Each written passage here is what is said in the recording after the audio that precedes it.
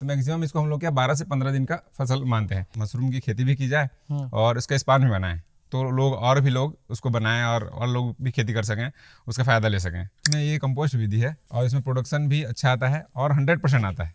अच्छा, ये 100% धोखा का चांस नहीं है इसमें। ये एक लाइन में आपका जैसे 15-15 फीट का अगर आपका 3 लाइन है तो आपका लगभग इसमें 1 कुंटल मशरूम निकल जाएगा। क्रेट विधि है लेकिन जो पैरा का स्टरलाइजेशन है ना वो 2 प्रकार से, और इसको पॉलीथीन से पूरा ढक दिया है। अब इसको धीरे धीरे से निकालना है। अब ये इसके बाद थोड़ा सा फिर से इसको आप दबा दीजिए फिर इसको। नमस्कार दोस्तों, मैं ओम प्रकाश अवसर। इस वीडियो पर हम आपको पैराफुटू मशरूम के बड़े सेटअप दिखाने जा रहे हैं। यानी कि आप इसमें पैराफुटू के बड़े सेटअप देख सकते हैं, साथ में पैराफुटू उत्पादन छत पे करवा रहे हैं, भाई साहब छत पे कर रहे हैं, वो भी देख सकते हैं। साथ में पैराफुटू के जो स्पॉन है वो बनाने का पूरा प्रोसेस भी देख सकते हैं। यानी कि एक ही वीडियो पर आपको बहुत कुछ सीखने और समझने को मिलेगा। और जिन भाई साहब ये काम करते हैं उनसे हम परिचय लेते हैं। नमस्कार जी। नमस्कार। आपका परिचय? मेरा नाम राजेश कुमार प्रधान है। अच्छा। मैं गांव विजयपुर का रहने वाला हूँ। विजयपुर रतनपाली सरिया, जिला रायगढ़, छत्तीसगढ़। फार्म का नाम क्या है? GH mushroom. तो अभी हम आपके सेटअप पे खड़े हैं, है ना? एक सेटअप पे खड़े हैं। इसके अलावा एक सेटअप और है और फिर वो छत वाला भी है, फिर उधर स्पॉन वाला भी है। और एक भाई साहब हैं जो हमको इस यात्रा पर घुमा रहे हैं, पूरा सारंगगढ़ विजिट करा रहे हैं। उनसे हम आपका परिचय कराते हैं। हाँ भाई जी, मेरा नाम मनोज निराला है। और मेरा गांव बासिन बहरा, तहसील सारंगगढ़, जिला रायगढ़ है। और मेरा काम नाम मशरूम फार्मिंग का प्रशिक्षण देना है। जैसे कि बटन मशरूम है, आइस्टर मशरूम है, मिल्की मशरूम है, पैडी मशरूम है। और इसके अतिरिक्त मैं मशरूम का स्पान बनने का प्रशिक्षण भी देता हूँ मैं। अच्छा। तो ये कितने साल से प्रशिक्षण दे रहे हैं पैराफुटू मशरूम का? ये 3 साल कंटिन्यू है। अच्छा, ठीक है। तो देना कैसे चालू किया? मैं इससे मतलब ट्रेनिंग देने से पहले ना मैं बाहर काम सीख कर आया था। 5 बार इंदिरा गांधी कृषि विश्वविद्यालय गया था और 3 बार सोनीपत हरियाणा गया था और 1 बार सोलन हिमाचल प्रदेश गया था। अच्छा। हाँ, तो वहाँ से खुद ही सीख कर आए? हाँ, वहाँ से प्रशिक्षण करके आए। ठीक है, अभी भाई साहब में पहुँचते हैं। अच्छा, तो भाई ये आपका सेटअप है, तो पूरा स्पान बनाने तक हम लोग चलेंगे, है ना? कितने साल से कर रहे हैं? हम लोग का ये चौथा साल है। तो चलिए भाई साहब का पूरा प्रोसेस देखते हैं, यहाँ से लेकर स्पान बनाने तक का। लेकिन उससे पहले कहूँगा, अगर आपने अभी तक हमारे चैनल को सब्सक्राइब नहीं किया है तो सब्सक्राइब करें और बेल आइकन पर क्लिक करें, जिससे इस तरीके के वीडियो के आपको नोटिफिकेशन मिलते रहे। अगर ये वीडियो फेसबुक पेज पर देख रहे हैं तो पेज को लाइक और फॉलो कर लें। तो सर सबसे पहले बताइए कि ये पैराफुटू के काम में आए कैसे? सबसे पहले तो मैं जिंदल में जॉब करता था, इलेक्ट्रिकल में। अच्छा। तो मेरा वहाँ पे 6-7 साल काम किया। उसके बाद क्या मेरे को लगा कि कुछ किया जाए, अपना खुद का किया जाए और लोगों को रोजगार भी मिले। इस टाइप का मेरे को बिजनेस करना था। भैया भी सर्विस में है और टीचर हैं। अच्छा। और घर में भी हम लोगों का खेती बाड़ी भी होता है। तो मैं हमेशा से मतलब घर में रहने का मेरा इच्छा था। मैं चाहता था कि मतलब घर में रहूँ, कुछ करूँ और भी लोगों को मतलब रोजगार मिल सके या और लोगों के साथ काम कर सकूँ। इस टाइप का मेरा शुरू से विचार था। तो मेरी मिसेज भी है, हम दोनों फिर मिल के सोचे कि क्या करना है बोल के। तो सबसे पहले हम लोग रायगढ़ के विके कृषि विज्ञान केंद्र वहाँ पहुँचे कि क्या करना है बोल के। तो फिर उन लोगों से चर्चा करके हमको लगा कि मतलब मशरूम की खेती किया जाए बोल के। उन लोगों से बातचीत किए, वहाँ से मिले और मशरूम की खेती मतलब करें बोल के। फिर मशरूम की खेती के साथ साथ अब यहाँ पे हम लोग खेती स्टार्ट कर दिए। थोड़ा सा बीज जैसे उड़ीसा से, तमिलनाडु से हम लोग स्पॉन लाए और खुद घर में उगाए मशरूम। तो मशरूम उगाया, अच्छा प्रोडक्शन भी आया हम लोगों का, अच्छा हुआ। तो हमको इच्छा हुई कि लगाएं। तो क्या मशरूम स्पॉन के लिए पहले यहाँ जब हम लोग स्टार्ट किए उस समय यहाँ आसपास में मिलता नहीं था। मैं एक्चुअली क्या तमिलनाडु से लाते थे हम लोग, तो वहाँ क्या दूर पड़ता था आना जाना। तो हम सोचे कि अगर स्पॉन में बनाए हम तो और आसपास के लोगों को भी दे सके स्पॉन, तो और भी लोग खेती कर सकें गाँव में, अगल बगल के सभी लोगों को। तो हम लोग फिर क्या है, इसका मशरूम की खेती भी की जाए और इसका स्पान भी बनाएं तो लोग और भी लोग उसको बनाएं और लोग भी खेती कर सकें, उसका फ़ायदा ले सकें। तो इसलिए हमने क्या खेती के साथ साथ स्पॉन बनाना भी शुरू किया। इसका पूरा प्रोसेस समझते हैं, पहले पैराफुटू का समझ लेते हैं पूरा प्रोसेस, उसके बाद हम स्पॉन पे चलेंगे। तो इसमें सबसे फर्स्ट काम क्या होता है? सेट से समझते हैं, सेट बनाने से। तो सबसे पहले देखिए, मेरे हिसाब से क्या है, जैसे एक पैरा मशरूम है, ऐसा मशरूम है कि नेचुरल निकलता है। अच्छा। नेचुरल निकलता है, तो उसमें क्या है, आपको बरसात के समय में निकलता है। तो अगर आप इसकी खेती अगर आप मार्च अप्रैल से भी करें और आप इधर लास्ट आपके दिसंबर तक भी कर सकते हैं। लेकिन क्या हर मौसम में आपको अलग अलग टेम्परेचर ह्यूमिडिटी मेंटेन करना पड़ेगा। तो इसका जो सीजन है ये बरसात का होता है। तो बरसात में क्या है, गर्मी भी होता है, उमस भी होता है, और बरसात, ठंड, गर्मी, सारा मौसम इसमें रहते हैं पूरा, मतलब सभी प्रकार का वैसे रहता है। ह्यूमिडिटी आपको भी पता है कि बरसात ऐसा मौसम है कि उसमें आपको गर्मी भी लगेगा, ठंड भी लगता है, पानी भी गिरता है, धूप भी करता है। तो इस मौसम में निकलता है। तो आप अगर ऐसे ही मौसम आप गर्मी में बनाते हैं, आपके पास अगर पानी का सुविधा है, आप पानी का छिड़काव कर सकते हैं, तो आप इसको मार्च से लेके आप अभी तक कंटिन्यू कर सकते हैं। उसके लिए पानी चाहिए गर्मी में करने के लिए। और अभी आपको पानी की व्यवस्था कम होने से भी चलेगा।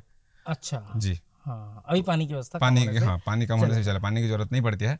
तो सबसे पहले जैसे हम मशरूम लगाने पहले हमको सबसे इम्पोर्टेंट चीज़ ये है कि पैरा कैसा होना चाहिए। सबसे इम्पोर्टेंट चीज़ है पैरा। तो पैरा एकदम अच्छा होना चाहिए, क्वालिटी अच्छा, मतलब कहने का मतलब है कि आपका जैसे खेत से लाए पैरा, ऐसा नहीं कि आप कहीं भी रख दिए, भीग गया पैरा। तो भीगा वाला पैरा में क्या है, प्रॉब्लम आता है, इन्फेक्शन होगा, जैसे खराब मशरूम निकलते हैं, तो ये सब परेशानी होती है। तो पैरा सबसे पहले अच्छा पैरा चुने और अच्छे से रखें पैरा मशरूम की खेती के लिए। अच्छा, या तो अपने कोठार पे पूरा अंदर डाल के रखें, या उसके ऊपर तिरपाल वगैरह डाल के उसको सेट करके रखें कि पानी उसके अंदर ना जाए। ऐसा पैरा रखना है। ठीक है, पैरे के बाद क्या करें? पैरे के बाद अब हमारा पैरा हो गया, तो जैसे विधि पैरा हमारा हो गया, हम पकड़ के चलते हैं, जनवरी पे ही पैरा हो गया। हाँ, दिसंबर का ही पैरा रखें, मतलब बरसात की फसल का पैरा रखना चाहिए। क्योंकि बरसात की फसल का पैरा ऐसा रहता है कि स्ट्रॉन्ग रहता है थोड़ा सा। आप भी जानते होंगे कि बरसात की फसल का ठंड में कटाई होता है जनवरी दिसंबर में, तो उसमें पैरा का जो पौधा रहता है वो धूप भी नहीं लगा रहता है, स्ट्रॉन्ग रहता है, एकदम बड़ा रहता है। तो इसलिए ठंड के मौसम का पैरा यूज करना चाहिए, और गर्मी महीने का नहीं करना चाहिए। गर्मी महीना क्या है, ऐसे गर्मी में बहुत टेम्परेचर की वजह से टूट जाता है, कमजोर रहता है पैरा, तो गर्मी की वजह से टूट जाता है, कमजोर रहता है, टुकड़ा टुकड़ा हो जाता है। तो इसलिए ना कोशिश करना चाहिए कि ठंड का पैरा इकट्ठा करके रखें। अच्छा, तो पैरा हमने रख लिया, ठीक है, अब क्या करना है पैरा रखने के बाद? पैरा रखने के बाद आपको इसको विधि है कि किस तरह से लगाना है। अच्छा, तो विधि क्या है, एक बंडल विधि होता है और आपका एक कैरेट विधि। नहीं तो देखते देखते समझ सकते हैं क्या बंडल और कैरेट भर रहा है क्या? अभी तो क्या हम लोग जैसे बरसात का सीजन है अभी, तो हम लोग बंडल विधि को नहीं बना रहे हैं अभी। बंडल विधि को छोड़ के एक कंपोस्ट विधि है और आपका एक कैरेट विधि है। तो दोनों में थोड़ा सा डिफरेंट है। हाँ, दोनों को बताते हैं, समझेंगे तो ज्यादा समझ आएगा। तो चलिए जहाँ बंडल कैरेट बन रहा है वहाँ देखते हैं, है ना? चलिए, इसमें क्या है भैया? ये स्पॉन है मशरूम का ये स्पॉन है। जी। अच्छा, और इस तरीके से सीसी पे बंद है। इसको कैसे फोड़ते हैं? हमको इसको बोरा लेना है, ऐसे इस तरह से बोरा। तो बोरा में इसको ऐसे कवर कर देना है, ताकि जैसे हम लोग फोड़ेंगे तो कांच छिटके ना, किसी को लगे ना। इसलिए इस तरह से हमको इसको फोड़ देना है। अच्छा जी, इस तरह से फोड़ने के बाद इसमें ये कॉटन लगा हुआ है, तो कॉटन की सहायता से हम इसको निकाल देंगे। ये बड़ा कांच तो आपका हाथ से निकल जाएगा, और जो बारीक है वो ये इस तरह से निकलेगा। अच्छा, वो कॉटन का यूज करते हुए ये हमारा डबल यूज है। एक तो हम लोग का स्पॉन बनाते समय हम इसका कैप करते हैं, कैप लगाते हैं, और उसके बाद ये साफ करने का भी काम आ जाता है। अच्छा, इस तरीके से प्यार से साफ करना है कि चोट वगैरह ना लगे। जो छोटे छोटे बारीक बारीक कांच है ये हाथ में ना लगे, तो इस तरीके से ये पूरा साफ हो जाता है। अच्छा, ये साफ हो गया कांच जी। ठीक है, ये साफ हो गया है ना जी। तो अभी एक चीज़ मुझे बताइए, ये जो स्पॉन है ये कौन से अनाज पे बनता है, क्या है? ये गेहूं का बना हुआ है। गेहूं का बना हुआ है, ठीक है। और इस तरीके से फोड़ रहे हैं। एक मैं पॉलीथीन पे भी देखा हूँ जी, पॉलीथीन में भी बनता है। तो हम लोग क्या पॉलीथीन में जैसे ये हम लोग पैरा मशरूम का बनाते हैं, तो पैरा मशरूम में क्या है, थोड़ा ह्यूमिडिटी का और मॉइस्चर आने का चांस रहता है। तो इसलिए हम लोग ना पैरा मशरूम का स्पॉन बॉटल में ही बनाते हैं। और एक होता है ऑयस्टर मशरूम, तो उसका मशरूम का स्पॉन जो बनाते हैं पॉलीथीन में बनाते हैं। पॉलीथीन में बनाते हैं, ठीक है। और इसमें क्वालिटी थोड़ा सा अच्छा रहता है बॉटल वाले में। हाँ, तो इसको आप तोड़ के पैरा पे भरेंगे जी। तो चलिए पैरा को देखते हैं। फार्मोलिन है, तो हम इसको थोड़ा सा इसमें स्प्रे कर देते हैं लगाने से पहले। उससे क्या होता है? इसमें कोई भी जैसे इन्फेक्शन होगा और कोई भी बीमारी कीड़े मकोड़े लगने का चांस कम रहेगा। अच्छा, इसलिए कैरेट पे ये डाल दे रहे हैं। हाँ, ठीक है। ये कैरेट विधि अभी दिखा रहे हैं ना? ये कैरेट विधि दिखा रहे हैं भैया। कैरेट विधि में इसमें क्या है, दो आपको प्रोडक्शन अलग अलग तरह कैरेट विधि है। लेकिन जो पैरा का स्टरलाइजेशन है ना, वो दो प्रकार से। कैसे कैसे बताइए? दो विधि से। एक जैसे आपका टंकी में हम लोग डुबाते हैं, जो टंकी में डुबाने वाला है, वो टंकी में डुबा दिए, अगले दिन उसमें टंकी से निकाल के हम लोग रख के सुखा के लगाते हैं, है ना। एक विधि सुखा के, जैसे पैरा ऐसे ही रहेगा हमारा, तो क्या ऐसे टंकी से निकाल के इसमें रखेंगे और उसको लगाएंगे सूखने के बाद। और एक विधि में क्या करेंगे हम, जैसे देखे होंगे आप भी मशरूम सेट वालों को, जैसे मशरूम की खेती करते हैं, उसमें क्या होगा कि आपका इन्फेक्शन होता है, वाइट प्लास्टर होता है, ब्लैक फंगस आ जाता है, और ये काला काला जो मशरूम, खराब मशरूम निकलना स्टार्ट हो जाता है। तो उसकी वजह से हम लोग क्या कर रहे हैं बरसात में कि टंकी में डुबा रहे हैं, अगले दिन हम लोग इसको इस तरह का ढेर बना दे रहे हैं, टंकी से निकाले, और हम लोग डायरेक्ट सुखा के नहीं लगा रहे हैं, हम ऐसे कर दे रहे हैं, इसको ढेर बना के से रख दे रहे हैं। 2 दिन हम इसमें से रख रहे हैं, रखने के बाद फिर हम इसको लगा रहे हैं। 2 दिन ऐसे रख दे रहे हैं? ऐसे रख दे रहे हैं। अच्छा। क्योंकि इसमें 2 दिन ऐसे ढक के रखने के बाद हमारे इसमें टेम्परेचर जनरेट होगा, क्योंकि पैरा हमेशा गर्म होता है पानी में जाने के बाद। लोगों को लगता है कि पैरा ऐसे गीला है तो ये ठंडा होगा, लेकिन ऐसा नहीं होता है। तो पैरा पानी में जाने के बाद भाप पैदा होता है और एकदम हीट जनरेट होता है। तो इस हीट की वजह से क्या होता है, ये स्टरलाइज होता है। अच्छा। तो स्टरलाइजेशन सही तरीके से हो जाता है इसमें। तो इसमें चूना डाले हैं, उसमें डालने के बाद? हाँ, उसमें डालने के बाद और चूना नहीं डाले। नहीं तो वो चूना में डुबाए होंगे क्या? हाँ, चूना में डुबाए, चूना डालते हैं और बायोस्टिन डालते हैं और कुछ % फॉर्मलिन, तो उसमें डुबोते हैं, है ना? फिर उसके बाद उसको निकाल के यहाँ रख दिए हैं। अभी एक विधि की बात कर रहे हैं, वो डायरेक्ट हम पैक डायरेक्ट लगा रहे हैं, और एक विधि यहाँ पे आपने रखा हुआ है ये, और इसको पॉलीथीन से पूरा ढक दिया है ना? पॉलीथीन जैसे इसको देखेंगे तो ये अभी गर्म है, एकदम गर्म है। हाँ, एकदम गर्म है। 1 दिन हो रहा है, ये कल छुएंगे तो और टेम्परेचर इसका बढ़ जाएगा ये। तो 2 दिन इसमें रख देंगे। हाँ, 2 दिन तो इससे जो उसमें इन्फेक्शन हो रहा था वो उसमें कंट्रोल आ रहा है। इस साल बहुत के फार्म पे इन्फेक्शन की शिकायत है ना? इसी की वजह से हमारे में भी कुछ में आया, तो हम लोगों ने इसमें फार्मूला चेंज किया। तो ये क्रेट विधि है, तो इसमें लोग पैरा इसमें क्या है, सूखना जरूरी है। तो बरसात के दिनों में क्या सूख नहीं पाता है, हम लोग अगले दिन ही लगाते हैं। तो सूख नहीं पाने की वजह से हम ये मेथड अपना रहे हैं। इसमें क्या एक्स्ट्रा पानी इसमें नीचे से निकल जाएगा, निकल जाएगा, अच्छे से ड्राई होगा, तो उसमें इन्फेक्शन का चांस कम रहेगा। ठीक है। तो ये एक डाले अभी, आप क्या करेंगे उसमें इतना डालने के बाद? इतना डालने के बाद हम इसमें स्पॉनिंग करेंगे। ये कैरेट हम लोगों का सिस्टम उल्टा है इसका, क्योंकि कैरेट में डाल रहे हैं हम अभी, इसको पलटेंगे तो नीचे वाला हिस्सा हमारा ऊपर आ जाएगा। तो लगा, जैसे बंडल विधि में लगाते हैं तो हम लोग क्या पहले स्पॉनिंग करते हैं, फिर लास्ट लेयर रहता है, तो इसमें हमारा जो नीचे डाल रहे हैं वो हमारा ऊपर का लेयर रहेगा। अच्छा। हाँ, पलट देंगे। तो इसलिए स्टार्टिंग में थोड़ा हल्का पैरा डालते हैं। अच्छा। उसके बाद इसमें स्पॉनिंग करेंगे हम। अब करेंगे स्पॉनिंग? हाँ, इसमें स्पॉनिंग करेंगे। ये जस्ट उल्टा हो जाएगा जैसे ये बनता है। जैसे उल्टा हो जाएगा। तो जैसे स्पॉनिंग है, स्पॉनिंग भी जैसे आप ऐसे एक जगह करके भी डाल सकते हैं, और एक लंबा भी डालते हैं। इसके सेकंड लेयर में आपको दिखाऊंगा कि मैं लंबा करके डालेंगे। अच्छा जी, ये इस तरह से डालते हैं। इसके बाद हम इसमें चोकर भी डाल सकते हैं आप, जो गेहूं का भूसा रहता है, और आपका बेसन, और चाहे तो आप बेसन और चोकर दोनों मिला के भी डाल सकते हैं। अच्छा, बेसन जो है चने का है? जी हाँ, चने का। अच्छा, तो इसका क्या फायदा होता है बेसन और चोकर डालने से? जो बेसन और चोकर है, ये जो फंगस है, जो मशरूम का स्पॉन है, मशरूम का कोई बीज तो रहता नहीं है, इसलिए इसको स्पॉन बोलते हैं। बाकी जनरली हम लोग मशरूम बीज के नाम से ही जानते हैं सब कोई। तो उसको जो फंगस है उसमें हम डाले हैं, तो पैरा में फैलाने का काम करता है। अच्छा। वो उनका खाने पीने का, उनका रहने का, फैलने का साधन है। जैसे हम लोग स्पॉन बनाते हैं तो स्पॉन बॉटल में जनरेट होता है, बॉटल से हम इसमें ला रहे हैं, इसको इसमें फैला रहे हैं। अच्छा, ठीक ठीक। तो ये एक लेयर हो गया। इसके बाद हम लोग थोड़ा सा फिर से डालेंगे, फिर दबाएंगे। अच्छा, हल्का हल्का दबाते जाएंगे। इसमें विशेष ये ध्यान देना है कि आपका पैरा गीला नहीं होना चाहिए, ज्यादा गीला नहीं होना चाहिए, ज्यादा गीला, पैरे से पानी नहीं छूटना है। हाँ, पानी नहीं छूटना चाहिए। जैसे आप इसको पकड़ कर निचोड़ते हैं, आप दिखा प्रकार, जैसे ये पकड़ेंगे तो कभी कभी क्या होता है, पानी निकल जाता है। हालांकि इसमें मैं जोर से दबाऊंगा तो निकलेगा, तो इतना करने से पानी नहीं आना चाहिए। लेकिन एकदम जोर से कर दूंगा तो इसमें हल्का फुल्का पानी आ सकता है, और बुझबुझा आएगा तो चलेगा। ये बुझबुझा आने से चलता है। अच्छा, गिरना नहीं चाहिए पानी गिरना नहीं चाहिए। ठीक है। तो ये मतलब पैरा को चेक करने का तरीका है कि आपका, जैसे आप हाथ में जैसे पकड़ा भी, तो ये गीला गीला है, पानी नहीं रहना चाहिए ज़्यादा। अच्छा, तो ये इस तरह से है। और अगर इसको हम लोग अगर लंबे से इसको अगर इस तरह से डालते हैं तो भी चलेगा ये। आप ऐसे भी स्पॉनिंग कर सकते हैं इसको, इस तरह से एक जगह डालने से भी चलता है, और आप ऐसे भी कर सकते हैं। अच्छा, ये हो गया। और ये जो चोकर या बेसन दे रहे हैं, उनको स्पॉन के ऊपर कवर करके बाहर साइड देना है इसके। अच्छा, इस तरह ये जो फंगस फैलेगा, जो माइसेलियम फैलेगा, फफूंद, वो बाहर की ओर रनिंग होगा। अच्छा, और पिन हेड बाहर की ओर आएंगे, अच्छे से आएंगे। तो इस तरह से देना है। ओके। अब ये सबसे नीचे का हिस्सा हो रहा है। हाँ, ये नीचे का हिस्सा, इसमें थोड़ा सा पैरा ज़्यादा रहेगा। हम इसको लेके फिर उस रैक में, चाहे आप नीचे जमीन में भी लगाते हैं तो भी चलेगा, लेकिन बरसात के सीजन में जमीन में नहीं लगाना चाहिए, रैक में लगाना चाहिए। रैक में। अब इसको रैक पे रखने लायक हो गया। अब ये मुझे ये वाला सेट समझाइए, ये जो दिख रहा है, ये सेट तो क्या हमारा गर्मी का है। इसमें हम लोग इसमें मार्च से लेके अभी जून तक का प्रोडक्शन इसमें लिए हैं। अच्छा, गर्मी के दिनों में? हाँ, गर्मी के दिनों का। अभी क्या हमारे यहाँ नदी है, नदी किनारे महानदी है। महानदी के किनारे है गाँव हमारा। तो इसमें क्या है, पानी भर जाता है, पूरे सेट डूब जाता है। तो डूबने की वजह से इसमें नहीं लगा रहे हैं अभी। इसमें बीच में अभी क्या किनारे तक पानी आ गया था उस खेत तक, तो फिर पानी भर जाएगा तो हमारा नुकसान हो जाएगा। 2 साल से हम लोग क्या रिस्क ले लेके लगाए हैं, तो हमेशा नुकसान हो गया है। इसी वजह से यहाँ नहीं लगा रहे हैं अभी। एक हमारा उस साइड में लग रहा है और एक हम लोग अभी छत में लगा रहे हैं। ठीक है, छत में लगा रहे हैं। अभी इधर को जरा देख देते हैं, आइए जी।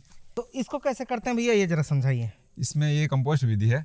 इसमें हम लोग का पैरा को लेते हैं, पैरा को आप लोगों को ऐसे पानी डालते जाना है और पैरा इकट्ठा कर करके ढेर बनाना है। तो लगभग 6 फीट का आपका उसका दायरा रहेगा, गोलाई 6 फीट में, और हाइट उसका मेंटेन करते हैं 5.5 फीट 6 फीट। तो उस तरह से हम लोग उसको पानी डालते जाते हैं और जमाते जाते हैं पैरा को। फिर उसको एक दिन छोड़ के पलटाई करते हैं। उसको फिर क्या ऊपर वाला नीचे आ जाएगा, नीचे वाला ऊपर चला जाएगा। इस तरह से 3 पलटाई करते हैं। अच्छा, हाँ। तो 3 पलटाई करने के बाद हमारा पैरा भी अच्छे से स्टेलाइज हो जाता है। उसमें से धान वान उगने वाला समस्या भी खत्म हो जाता है, इन्फेक्शन होने का भी चांस कम रहता है। तो ये अच्छी तरह से स्टेलाइज होता है।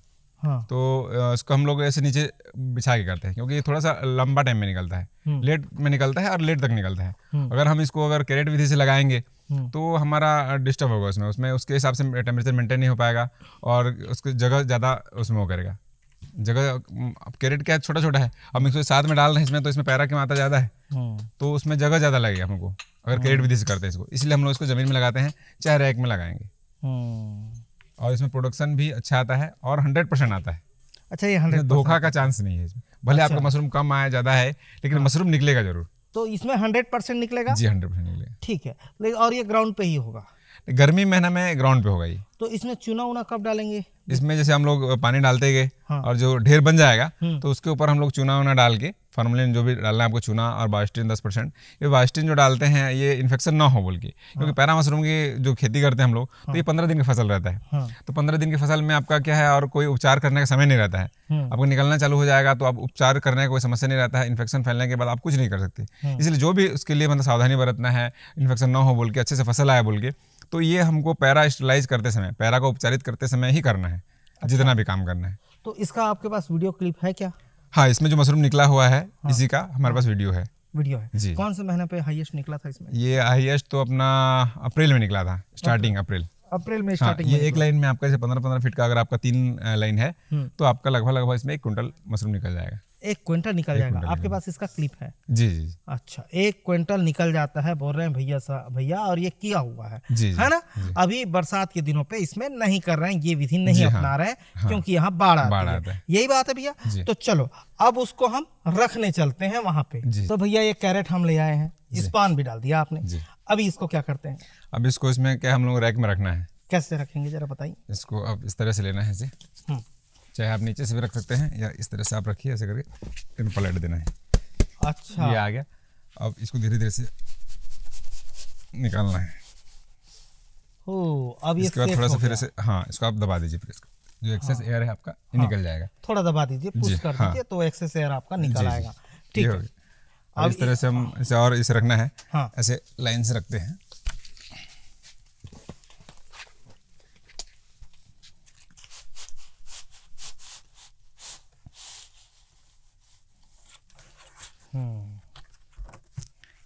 ये ऐसे रखते हैं आप, ये हो गया। इसके बाद हम इसमें प्लास्टिक कवर करेंगे। लेकिन आपका बताए अनुसार अगर आप 2 दिन पैरा को वहां रख रहे हैं पॉलीथीन के अंदर कवर करके, तब हम यहाँ पे तीसरे दिन में पहुंच रहे हैं शायद। हाँ, तीसरे दिन में पहुंच रहे हैं यहाँ पे। ठीक है, अब इसमें तीसरे दिन पॉलीथीन को कवर करते हैं ना? ठीक है, कवर कर दीजिए। मतलब ये हमारा स्टेलाइज का 3 दिन ले रहा है। हाँ, है ना? बाकी हमारा ये पहला ही दिन है। लेकिन इसमें बेनिफिट ये है कि दिन बढ़ाने से कि आपको अदर प्रॉब्लम का सामना नहीं करना पड़ेगा जी। जैसे हम लोग तुरंत पैरा डुबाते हैं, अगले दिन सुखा के लगाते हैं, तो हम इसको अगले दिन ना सुखाकर 2 दिन ढक के रखते हैं, उसके बाद थोड़ा सा खुला करके फिर हम लोग लगाना चालू करते हैं। तो 2 दिन उसमें एक्स्ट्रा लग रहा है। तो उसकी वजह से क्या, इसमें से धान उगता है या ब्लैक फंगस आ जाता है और कोई इन्फेक्शन आता है, तो इसमें थोड़ा चांस कम है। अच्छा, बहुत कम है, इसमें कम हो जाता है चांसेस। ठीक है, इसके बाद आप क्या करने चलते हैं? इसमें हम प्लास्टिक को कवर करेंगे। इसमें प्लास्टिक को भी जैसे कवर करते हैं हम लोग, तो अच्छा साफ सुथरा धुला हुआ रहना चाहिए। फॉर्मलिन घोल में या आपका बायोस्टिन में धो के इसको रखना है। अच्छा जी, ये हो गया। अभी ये पैक हो गया है ना जी, ये पैक हो गया। अभी इसके बाद अगले दिन से क्या प्रोसेस शुरू होता है? ये तो अभी हम लोग इसको ढकने के बाद कम से कम 6-7 दिन तक इसको कुछ नहीं करना है, लेकिन ये भी देखना है बीच बीच में हमको ऑब्जर्वेशन करना है कि पानी ज़्यादा तो नहीं जम रहा। बाई चांस इसमें आपका पानी से मौसम गर्मी हो गया, धूप हो गया, मौसम तो अपने हिसाब से नहीं होता है, कभी धूप कर देगा, कभी लगातार बारिश होगा, तो लगातार बारिश होगा तो इसको खोलना नहीं है। अगर बाई चांस गर्मी ज़्यादा हो जा रहा है और इसके अंदर अगर आपका पानी जम रहा है तो हमको एक्स्ट्रा पानी को प्लास्टिक थोड़ा सा खोल के निकाल देना है, निकाल कर प्लास्टिक फिर कवर कर देना है। तो इसमें क्या 6-7 दिन में आपका माइसेलियम जो फफूंद है ये फैलना चालू हो जाएगा। जैसे हमारा ये 4 दिन हो गया है इसमें, तो इसमें देख सकते हैं आप। चलिए 4 दिन वाला दिखाइए जी। ये आपका 6-7 दिन हो गया लगभग 6-7 दिन हो गया। ये 6-7 दिन हो गया। 6-7 दिन में इधर हाँ, दिखने लगा लगभग। हाँ, अगर गर्मी होगा तो ये 6-7 दिन में दिखेगा, टेम्परेचर हाई होगा तो आपका ह्यूमिडिटी मेंटेन रहेगा तो। और अगर आपके यहाँ जैसे किसी के यहाँ ज़्यादा ठंडी हो जा रहा है तो उनके यहाँ आपको ये 12-13 दिन में भी देखने को मिलेगा। अच्छा। तो ये टाइमिंग 2-3 दिन का आगे पीछे रहता है। किसी किसी का मशरूम बहुत जल्दी निकलता है 10 दिन में, किसी का 12 दिन में, किसी का 13 दिन में, 15 दिन में। तो मैक्सिमम इसको हम लोग क्या 12 से 15 दिन का फसल मानते हैं कि 12वें दिन में आपको मशरूम निकलेगा। 12 से 15 दिन में मशरूम आप ऐसे तोड़ने लायक हो गया है। जैसे ये 2 दिन का पहले का है, ये थोड़ा पहले लगा है, फिर हम लोग क्या 1 दिन इतना लगाते हैं। दिन का है ये लगभग 12 दिन हो गया। तो इसमें बड़ा बड़ा मशरूम आ गया, लेकिन छोटा छोटा है, इसमें छोटा छोटा भी आ गया है, बड़ा बड़ा। हाँ, इधर बड़ा भी है, देखिए बड़ा भी आ गया, ये देखो बड़ा आ गया है। तो इसमें और निकलेगा, ये वाला लाइन में निकलना नहीं है अभी, ये वाला लाइन में निकलेगा बहुत, बहुत सारे। हाँ, इसमें क्या बहुत सारा पिन हेड दिख रहा है आपका। ये जब हो जाएगा तो आप देख सकते हैं इसमें ये बहुत सारा पिन हेड है, इसमें मशरूम आएगा, ये छोटा छोटा। जी जी, ठीक है। अभी इसके बारे में और समझेंगे, लेकिन मुझे एक चीज समझाइए, ये सेट का साइज क्या है ये वाले का? ये तो हमारा 40 बाई 40 का सेट है। लेकिन हम लोग इसमें लगा रहे हैं, अच्छा प्रोडक्शन आ रहा है। लेकिन मेरे हिसाब से अगर मशरूम का सेट कोई भी बनाता है तो इतना बड़ा ना बनाए, कि हम लोग तो बना लिए हैं, पहले बना लिए थे, तो मशरूम का सेट थोड़ा सा छोटा बनाना चाहिए। अच्छा। हाँ जी, लंबाई आपका कितना भी रहे, लेकिन चौड़ाई को कम से कम आपका 30 फीट 25-30 फीट में रखना चाहिए। चौड़ाई उतना जितना ओपन सेट मुर्गी फार्म रहता है उतना? जी जी जी, हाँ। या हमारा पहले सेट भी देखे आप, वो भी 30 फीट का है, 30 फीट चौड़ा सही रहता है। अच्छा। और बड़ा सेट रहने से थोड़ा सा एक समस्या आता है, क्या है, जैसे आप सेंटर वाला जो जगह है हमारा, ये देख रहे हैं बड़ा सा सेट है, तो सेंटर वाले में क्या है, सूर्य की रोशनी जो है ना, उजाला नहीं पड़ पाता है, थोड़ा सा अच्छे से नहीं आता है, तो उसकी वजह से उत्पादन थोड़ा सा फर्क पड़ता है वहाँ पे। अच्छा, अब एक सवाल पैदा होता है, इसमें टॉप की हाइट कितनी रखनी चाहिए? इसमें ये 9 फीट 10 फीट टॉप की हाइट जी। साइड की हाइट कितनी? साइड के 6 फीट रखिए आप। साइड की हाइट 6 फीट। और डायरेक्ट सूरज की रोशनी ना आए, इसलिए ये बोरा टांगे हैं क्या उधर कॉर्नर पे? जी जी, बोरा डायरेक्ट ना आए। और ये बारीक वाला बोरा टांग, बारीक वाला। हाँ। जैसे गर्मी महीने में उसमें बेनिफिट है कि आपका पैरा में पानी आप स्प्रे कर दिए तो उसमें क्या है, ह्यूमिडिटी मेंटेन रहेगा। जैसे हमारा ये ह्यूमिडिटी है, देखिए ये 28 और ये 85 है। हाँ। तो अगर इस मौसम इतना आप 85 के अंदर आप मेंटेन करते हैं तो मशरूम आपका 100% निकलेगा। अच्छा। तो बहुत लोग क्या है इसको ध्यान नहीं देते हैं। ये लगाते हैं, इसको क्या बोलते हैं? ये आर्द्रता मीटर है, हाइग्रोमीटर भी बोलते हैं। हाँ। और ये ह्यूमिडिटी मीटर, मतलब तो इसमें आर्द्रता भी बता रहा है और टेम्परेचर भी बता रहा है। तो टेम्परेचर 28.7 डिग्री सेल्सियस है। जी जी। तो ये कितना रहना चाहिए? इतना ही रहना चाहिए? हाँ, ये 28 से आपका 32 तक भी जाएगा, ये थोड़ा डाउन भी होगा तो भी चलेगा। अच्छा। और ये आपका जो 85 है, ये 70 से ऊपर रहना चाहिए, 70 से आपका 85 तक बरसात में। अच्छा। और गर्मी के दिनों में थोड़ा सा डिफरेंट आता है, तो समय समय के हिसाब से हम लोग उसके हिसाब से मेंटेन करते हैं। ये लगा के रखेंगे तो जी, लगा के रखेंगे तो जी पता चलेगा। अच्छा, इसके नीचे हम देख रहे हैं नेट है, नेट के ऊपर पैरा डला होगा, पैरा के ऊपर फिर पॉलीथीन डला है, ऐसा ही है। तो गर्मी के दिनों में पानी का छिड़काव क्या ऊपर भी करते हैं कि नहीं करते हैं? नहीं, हमारा इस नीचे इसमें क्या है, पैरा डला है काफी, प्लास्टिक भी है, नेट भी है, तो टेम्परेचर कम आता है, ज्यादा नहीं आ पाता है। और इसमें भी अगर पानी का स्प्रे करते हैं तो ये मेंटेन हो जाता है। अच्छा, यहाँ भी कर देंगे तो मेंटेन हो जाएगा। नीचे से भी क्या है, नेट है ये, तो बहुत देर तक से पानी का स्प्रे कर देते हैं हम, तो ये बहुत देर तक थोड़ा सा भीगा रहता है, 1-2 घंटा भीगा रहेगा। ऊपर तो पॉलीथीन है, नीचे ऊपर पॉलीथीन। जी। अभी वहाँ चलते हैं और समझते हैं।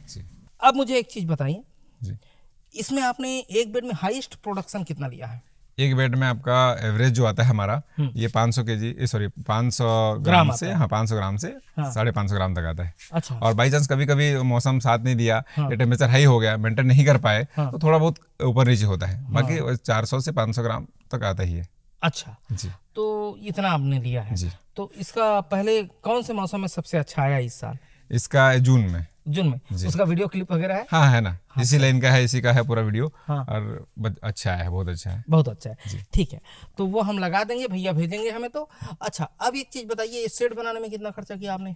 इसमें लगभग 30 से 35 हजार रुपये खर्चा हुआ है। 30 से 35 हजार। और ये एक्स्ट्रा खर्चा इसलिए हुआ है कि हम लोग इसमें ग्रीन नेट लगाए हैं।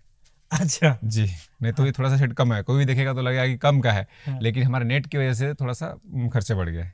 30 से 35 हजार बन गया है। हाँ, 35 हजार 40 हजार लगभग। बन गया है जी। हाँ ठीक है। पैरा तो घर का है, ऊपर पॉलीथीन का खर्चा है, बांस का खर्चा है, बल्ली का खर्चा है, सीमेंट का खंभा भी कुछ लगाए हम तो, ये अपने से बनाए हैं। हाँ अच्छा, आपने इस घर में बनाया है सीमेंट के खंभा। ये खंभा दिखा प्रकार, ये सीमेंट का खंभा घर में बनाया, इस तरीके का सांचा आता है, उसमें डाल के राड डाल के बना दिया हूँ। ठीक है, वो समझ गया। अभी एक चीज बताइए, ये जो एक बेड हम देख रहे हैं है ना, इस तरीके के कितने बेड हैं टोटल आपके पास? हमारे पास इसमें 300 लगभग लगे हुए हैं बेड। और टोटल सभी जगह बात करें तो अब हमारा उस साइड में लगा है लगभग 150 लगाए हैं। अभी 2 दिन हो गए लगाना स्टार्ट किए हैं। अभी भी लग रहा है उसमें। तो उसमें भी लगभग 350 बेड ऊपर में लगेगा। अच्छा, तो 3-3-600 ऐसा है क्या? हाँ 600। अच्छा, एक बेड का आप समझते हैं भैया, ये एक बेड है जी, है ना। तो एक बेड जो है, इसमें एक किसान को कितना खर्चा आता है, फिर कितना मिलता है? इसमें आपका 35 से 40 खर्चा होगा, मान के चलिए आप मैक्सिमम 40 रुपये खर्चा होगा। और आपका इसमें 400 ग्राम या 500 ग्राम तक आएगा आपका एवरेज, जो भी आएगा। तो आपको इसमें 100 रुपीज़ टोटल होता है आपका। तो आपको इसमें 40 रुपये अगर आप काट देते हैं तो फिर आपको 60 रुपीज़ आपको मिलेगा ही मिलेगा। इसमें एक बेड में आपको 60 रुपये मिलेगा। 40 रुपये एक बेड में 60 रुपये आपको मिलेगा ही मिलेगा जी। ठीक है, इस तरीके से एक बेड में 60 रुपये मिलेगा, यानी कि आप जितना लगा रहे हैं उससे कुछ प्लस मिलेगा आपको।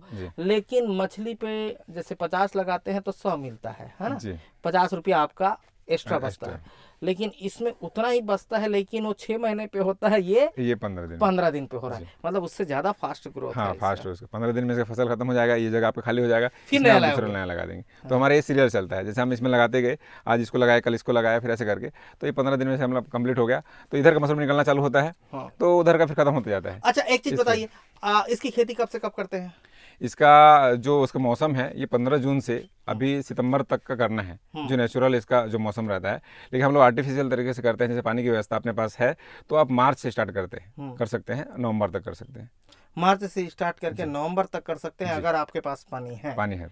ठीक है, तो इन दौरान पे मैं इसी एक बेड की जगह को समझूं तो आपके पास टोटल कितना फसल निकल जाता होगा, मतलब कितना राउंड निकल जाता है? अभी हमारा जैसे 15 दिन में निकलता है, तो ये 8-10 राउंड निकल जाता है। 8-10 राउंड निकाल लेते हैं। ठीक है, और आप लोगों से एक सवाल है कि आपने आज तक अपनी लाइफ में कौन कौन सा फुटू खाया है, यानी कौन कौन सा मशरूम खाया है? और अलग अलग तरीके के मशरूम होते हैं। हम लोग ऑयस्टर मशरूम भी लगाते हैं। ऑयस्टर भी लगाते हैं भैया, है ना। और ये पैरा फुटू हम समझा रहे थे, इसके अलावा और बहुत सारे नेचुरल फुटू भी हैं, है ना, जो बहुत महंगे भी हैं, है ना।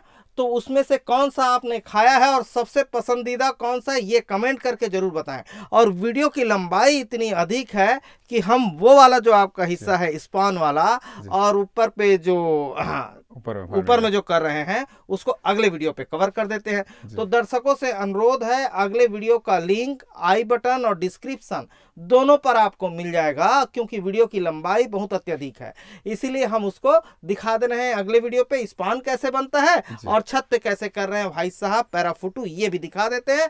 तो ये वीडियो पसंद आया तो वीडियो लाइक कर लें, अगला वीडियो देखना ना भूलें। धन्यवाद। मैं ओम प्रकाश अवसर, धन्यवाद।